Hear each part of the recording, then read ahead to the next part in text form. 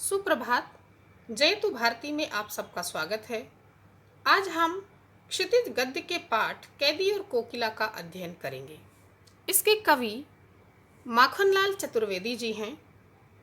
इनकी रचनाएं राष्ट्रीय भावना से युक्त हैं। ये क्रांतिकारी कवि हैं। स्वाधीनता आंदोलन के समय ये कई बार जेल भी गए थे। कैदी और कोकिला कविता में कवि ने अंग्रेजों के द्वारा भारतीयों के शोषण तथा स्वाधीनता सेनानियों के साथ जेल में किए गए दुर्व्यवहारों, अत्याचारों और यातनाओं का मार्मिक चित्रण किया है। कवि सेल्यूलर जेल में थे। सेल्यूलर जेल में प्रत्येक कैदी को एक अलग सेल में रखा जाता है, अलग कोठरी में रखा जाता है। वहाँ पर प्रत्येक व्यक्ति, प्रत्येक कैदी बिल्कुल अकेला होता है। उस अकेलेपन और उदासपन में कवि भी वहाँ अपना जीवन बिता रहे थे। एक दिन अचानक रात में कवि को कोयल की आवाज़ सुनाई पड़ती है। उस कोयल की आवाज़ को सुन करके कवि अपने मनोभावों को व्यक्त करते हैं। तो आइए कविता पढ़ते हैं। कैदी और कोकिला। नाम से ही स्पष्ट है कि यह एक कैदी और कोकिला के बीच हुआ एक संवाद है। कवि जेल में बंद हैं और उस जेल में उनके पास कोई नहीं है। अचानक उन्हें रात में कोयल की आवाज़ सुनाई पड़ती है। उस कोयल की आवाज़ को सुनकर उनके मन में जो भी भाव उत्पन्न होते हैं, उन्हीं भावों को वो इस कविता में कह रहे हैं। तो कविता से वे प्रश्न भी स्वयं करते हैं और उसका उत्तर भी स्वयं ही देते हैं, क्योंकि कोयल एक पक्षी है और वह कोई उत्तर नहीं दे सकती। तो इसलिए कवि कोयल से प्रश्न करते हुए कह रहे हैं, क्या गाती हो, क्यों रह रह जाती हो, कोकिल बोलो तो, क्या लाती हो, संदेशा किसका है, कोकिल बोलो तो। हे कोयल, क्या गा रही हो? तुम इस आधी रात के समय में क्या गा रही हो? क्यों बार बार चुप हो जाती हो? अर्थात पहले बोलती हो फिर चुप हो जाती हो। तो आपके मन में ऐसी कौन सी बात है जो तुम बताना चाह रही हो लेकिन बता नहीं पा रही हो? तो बार बार क्यों चुप हो जाती हो और अपनी बात बताने में असमर्थ हो जाती हो? कोयल, मुझे बताओ, क्या लाती हो, संदेशा किसका है, तुम किसका संदेश लेकर आई हो? कोयल, मुझे बताओ, क्या तुम अंग्रेजों का संदेश लाई हो या क्रांतिकारियों का संदेश लाई हो? ऊंची काली दीवारों के घेरे में, डाकू चोरों बटमारों के डेरे में, जीने को देते नहीं पेट भर खाना, मरने भी देते नहीं तड़प रह जाना। अब कवि, क्योंकि कोयल ने तो कोई उत्तर नहीं दिया, तो कवि अपनी ही व्यथा को बताते हुए कह रहे हैं, कोयल से संवाद आगे बढ़ा रहे हैं कि हमारी जो काल कोठरी है, इसकी जो दीवारें हैं ये बहुत ऊंची ऊंची हैं और काली हैं। काली क्यों है? क्योंकि वहाँ पर हमेशा अंधेरा ही अंधेरा रहता है, प्रकाश बिल्कुल भी नहीं होता।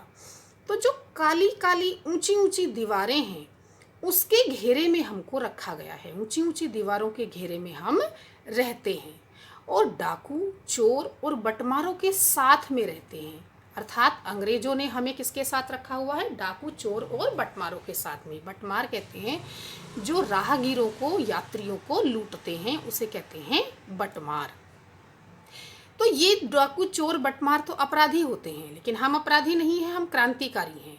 मगर अंग्रेजों की दृष्टि में हम भी अपराधी हैं, इसलिए उन्होंने हमको इन्हीं लोगों के साथ में रखा हुआ है। हमें जीने को पेट भर खाना भी नहीं देते, अर्थात हमें पेट भर खाना, भोजन भी नहीं मिलता है। थोड़ा बहुत खाना देते हैं, वो भी बहुत खराब होता है, और हमें मरने भी नहीं देते, अर्थात इस जेल में हम मर भी नहीं सकते। तो ना हम जी पाते हैं ना मर पाते हैं, तो हम केवल तड़पते रहते हैं। और जीवन पर, अब हमारे जीवन पर ऐसा लगता है कि अब दिन रात कड़ा पहरा लगा हुआ है, यानी कि जो पहरेदार पहरा देते हैं तो ना वो हमें जीने देते हैं ना मरने देते हैं। तो अंग्रेजों का ही पहरा हमारे जीवन पर लगा हुआ है, हमारे प्राण उन्हीं के अधीन हैं। शासन है या तम का प्रभाव गहरा है? ये शासन है। यहाँ पर प्रश्नात्मक रूप में कवि कोयल से कह रहे हैं कि हे कोयल, ये कैसा शासन है कि जिसमें तम का प्रभाव गहराया हुआ है, अर्थात चारों ओर अंधकार ही अंधकार फैला हुआ है। तम मतलब अंधकार, और अंधकार किसका प्रतीक होता है? बुराई का, अत्याचार का, शोषण का। तो इसीलिए कवि कह रहे हैं कि ये शासन नहीं है, बल्कि ये तो शोषण और अत्याचार का गहराया हुआ अंधकार है। हिमकर निराश कर चला रात भी काली, इस समय कालीमा मई जगी क्यों आली। हिमकर चंद्रमा, अब तो चंद्रमा भी निराश करके चला गया, अर्थात रात में प्रकाश का साधन होता है चंद्रमा। तो चंद्रमा थोड़ी देर के लिए आसमान में रहा और उसके बाद वह भी छिप गया। तो चंद्रमा के छिप जाने से रात में और भी कालिमा गहरा गई, और भी कालापन और भी अंधेरा छा गया। तो हे कोयल, हे आली, आली माने सखी, हे सखी कोयल, तू इस समय क्यों जगी हुई है। और कालिमा मई, कालिमा मई से तात्पर्य है कि एक तो कोयल स्वयं काली है, उस समय का वातावरण बिल्कुल काला है, और जो शासन है वह भी काला है। तो इस कालिमा मय समय में हे काली कोयल, तू क्यों जगी हुई है। क्यों हूक पड़ी वेदना बोझ वाली सी, कोकिल बोलो तो क्या लूटा, मृदुल वैभव की रखवाली सी, कोकिल बोलो तो। क्यों हूक पड़ी, हूक कहते हैं हमारे मन में जो दर्द, जो कष्ट होता है, उसे हमने जबरदस्ती छिपाया हुआ है, लेकिन अचानक से हमें कोई अपने जैसा दिखा, तो हम उसके सामने एकदम से जो हमारी चीख निकलती है उसे कहते हैं हूक पड़ना, एकदम से फूट पड़ी। तो क्यों अचानक से तुम एकदम से हूक पड़ी हो, क्यों तुम्हारी दर्द भरी आवाज़ एकदम निकल गई है। वेदना बोझ वाली सी, ऐसा लगता है जैसे तुम्हारी आवाज़ में बहुत वेदना, बहुत दर्द छुपा हुआ है। तो उस दर्द के बोझ से तुम दबी हुई हो और तुम्हारी हूक निकल पड़ी है, तुम एकदम से चीख पड़ी हो। कोयल बताओ तो सही, क्या लूटा, इन अंग्रेजों ने तुमसे क्या छीन लिया है। हमसे तो इन्होंने हमारी धन संपत्ति, जीवन, आज़ादी सब कुछ छीन ली है, लेकिन तुमसे क्या छीन लिया। तुम तो मृदुल वैभव की रखवाली हो। मृदुल वैभव, वैभव कहते हैं संपत्ति, मृदुल माने मिठास, क्या, मधुर स्वर। तो कोयल की संपत्ति क्या होती है? उसका मृदुल मधुर स्वर।